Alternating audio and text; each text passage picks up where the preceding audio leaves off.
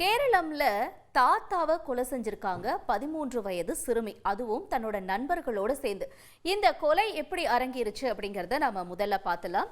அதாவது கேரளம் ஆலப்புழாவில் பூட்டிய வீட்டில் இறந்த நிலையில 65 வயது முதியவர் ஒருத்தர் சடலமா மீட்கப்பட்டிருக்கார்.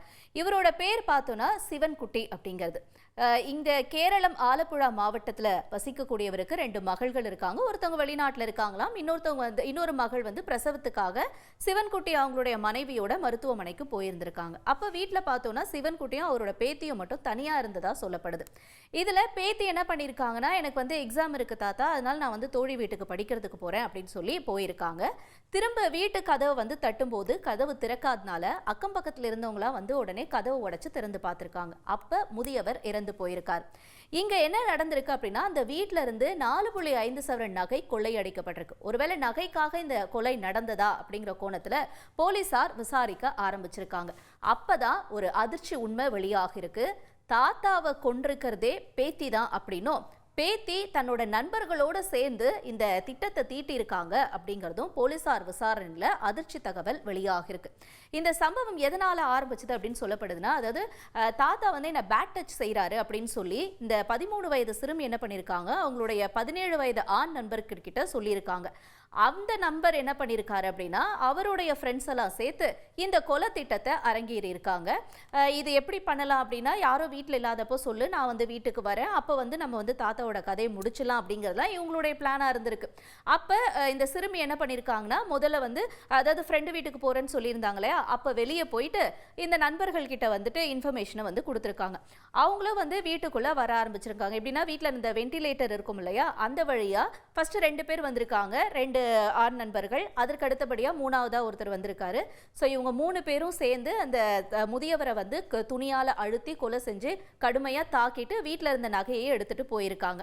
அதுக்கு அடுத்தபடியா என்ன ஆகிருக்குன்னா, இந்த சிறுவர்கள் அரங்கேற்றிய கொலையை வீடியோ காலில் எல்லாத்தையுமே பார்த்து ரசிச்சிருக்காங்க இந்த பேத்தி. அதுக்கப்புறமா ஒன்றும் தெரியாத போல வீட்டுக்கு 2 வாட்டி கதவை தட்டியிருக்காங்க. கதவு திறக்கலன்னதும் மறுபடியும் போன மாதிரி அங்கே ஒரு சீனை அவங்க கிரியேட் பண்ணியிருந்திருக்காங்க. அதற்கு அடுத்தபடியாக தான் போலீசாரோட விசாரணையில் உண்மை தெரிய வந்திருக்கு. அதாவது இந்த பொண்ணுக்கிட்ட திரும்ப திரும்ப விசாரிக்கும் பொழுது அவங்க முன்னுக்கு பின் முரணா பதில் சொல்லியிருக்காங்க. அப்பதான் உண்மை வெளிவந்திருக்கு. அவங்க தரப்புல இருந்து என்ன சொல்லியிருக்காங்கன்னா, தாத்தா எனக்கு இந்த மாதிரி பேட் டச் பண்ணாரு, அதனால தான் நான் என் ஃப்ரெண்டு கிட்ட சொன்னேன், அவங்க இந்த மாதிரியான ஒரு திட்டத்தை தீட்டலாம் அப்படின்னு சொல்லியிருந்தாங்க அப்படின்றதுலாம் இந்த விசாரணையில் வெளிவந்திருக்கு. இதற்கிடையில் இந்த கொள்ளையடிச்சிட்டு போனாங்க இல்லையா நகை, அதுல இருந்து சிறுமிக்கு ஐஃபோனும் காதலனுக்கு ஒரு பைக், இது ரெண்டுத்தையுமே கூட 2 பேரும் சேர்ந்து எல்லாரும் வாங்கியிருக்காங்க.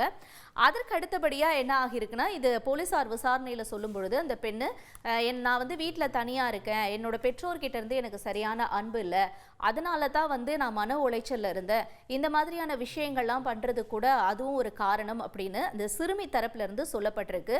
ஆனா போலீசார் விசாரணையில் என்ன சொல்றாங்கன்னா, நகையை கொண்டு போனவங்க இது ஒரு கொள்ளை சம்பவமா இருக்கணும்ன்றது பிளான் பண்ணியிருக்காங்க. ஆனா எதுக்காக ஐபோன் வாங்கணும், பைக் வாங்கணும்? ஸோ இது ஐபோன் அண்ட் பைக்குக்காக நடத்தப்பட்ட கொலையா, இல்ல உண்மையாவே அந்த முதியவர் பேட் டச் பண்ணாரா, அல்லது பெற்றோர்கிட்ட இருந்து கிடைக்காத ஒரு அன்புனால மன உளைச்சல்ல இந்த பொண்ணு இந்த மாதிரி செஞ்சுதா அப்படின்னு பல்வேறு கோணங்களை இப்ப போலீசார் விசாரணை நடத்திட்டு வராங்க. இப்ப இவங்க 3 பேருமே கஸ்டடியில் இருக்காங்க. கைது செய்து விசாரணை அப்படிங்கிறதும் தொடங்கி இருக்கு. ஒரு தொடர்ந்து மொபைல் போன்ல அந்த பொண்ணு இருந்ததுனால தான் அந்த தாத்தா இந்த பொண்ணுகிட்ட கடுமையா நடந்துக்கிட்டாரு அப்படின்னு இன்னொரு கோணத்திலையும் சொல்லப்படுது. ஆக மொத்தத்துல ஒரு 13 வயது பொண்ணு 17 வயது பசங்களோட சேர்ந்து இந்த மாதிரியான ஒரு கொலை சம்பவத்தை அரங்கேற்றி இருக்கிறது இப்ப இருக்கக்கூடிய இந்த சமுதாயத்துல இந்த அளவுக்கு குற்ற சம்பவங்கள் அரங்கேறுவதற்கு என்ன மாதிரியான விஷயங்கள்லாம் காரணமா இருக்கு அப்படிங்கறத எல்லாருமே வியப்பா பாக்குறாங்க. ஒரு 13 வயது சிறுமி கொலை செய்யக்கூடிய அளவுக்கு போறாங்க அப்படின்னா இதற்கான காரணங்கள் என்னவா இருக்கும் அப்படிங்கிறது உங்களுடைய கருத்துக்களை நீங்க சொல்லலாம்.